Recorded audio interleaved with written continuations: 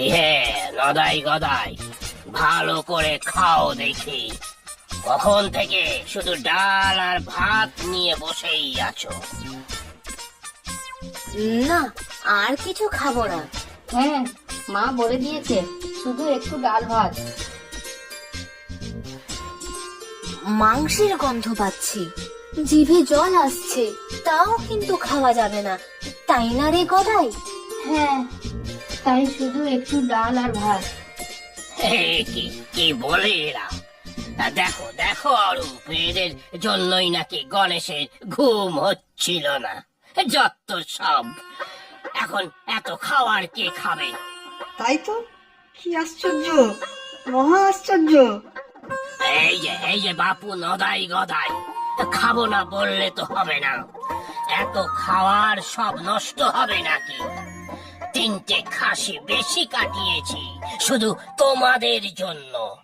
রান্নার খাওয়া নষ্ট করা তো পাপ, তাই না রে গদাই? হ্যাঁ, তা ঠিক, তবে মা যে বলে দিয়েছেন। হ্যাঁ, চিন্তা নেই, তোমাদের মাকে আমি বলে দেব। খাও তোমরা খাসির গরম গরম মাংস। আচ্ছা, এই কাকু যখন এত করে বলছে তাহলে খাই একটু, তবে বেশি খাবো না। হ্যাঁ, দিন তাহলে মাংস, অল্প করেই না হয় খাই, না হলে আপনি আবার কি মনে করবেন? ওরে, এইসব ডাল ভাত রাখ, যা মাংস নিয়ে আয় ওদের জন্য। এবারে দেখবো গণেশ ওরা কত খায়।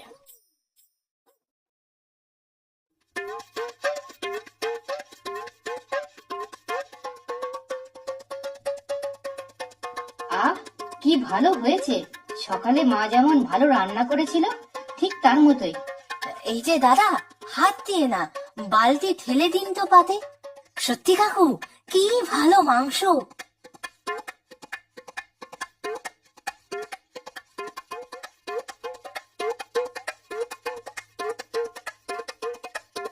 ও দাদা, তাড়াতাড়ি দাও, গরম গরম মাংসই বেশি ভালো লাগে। তবে ঠান্ডা মাংসও খাই, পরদিন বাসি মাংসও খুব ভালো লাগে।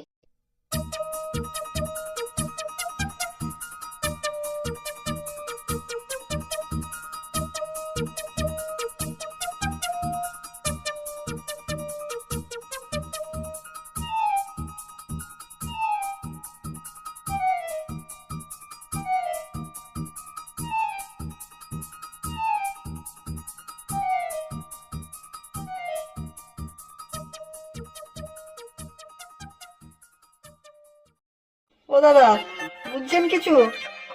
বুঝেছি, হাড়ে হাড়ে বুঝতে পারছি। এই হরি, মাংস হাতা দিয়ে দে, বালতি ভর্তি মাংস নষ্ট না হয়। না না কাকু, কিচ্ছু নষ্ট হবে না, সব খেয়ে নেবো আমরা, তুমি কিচ্ছু চিন্তা করো না। সর্বনাশ, চিন্তা না করে কি আর উপায় আছে? ওহে গণেশ, কি করি এখন? খুব চিন্তা হচ্ছে যে। কিচ্ছু চিন্তা নেই, কোনো মাংস নষ্ট হবে না, আমরা চেটে পুটে সব খেয়ে নেব। ও দাদা, দাঁড়িয়ে কেন? 2 বালতি করে একেবারে দাও, দেরি হলে আমাদের খিদে বেড়ে যায় কিন্তু।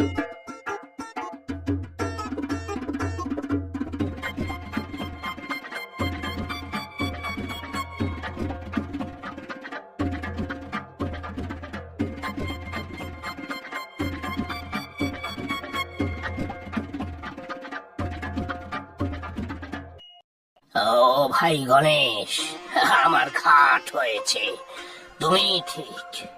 এ তো বাচ্চা নয়, সাক্ষাৎ 2 আধমনি কৈলাস। বাঁচাও আমাকে। মাংস সব শেষ হয়ে গেলে এত লোকের কাছে আমার সম্মান আর কি কিছু থাকবে? মুখ পুড়বে আমার। চিন্তা নেই দাদা, আমি জানতাম এমন কিছু হবে, তাই আগে ভাগেই নদাই গদাই এর মাকে ডাকতে লোক পাঠিয়ে দিয়েছিলাম। হ্যাঁ, তাই নাকি? তাই তো, ওরা এদিকেই তো আসছে। আচ্ছা, আমরা চলি এখন, ওদের পেট ভরে গিয়েছে, খুব ভালো খেয়েছে ওরা। ভরেছে? পেট ভরেছে? হ্যাঁ কাকু, মা বলল আমাদের পেট ভরে গিয়েছে। কিন্তু আমরা ঠিক বুঝতে পারছি না, পেট পুরো ভরেছে কিনা।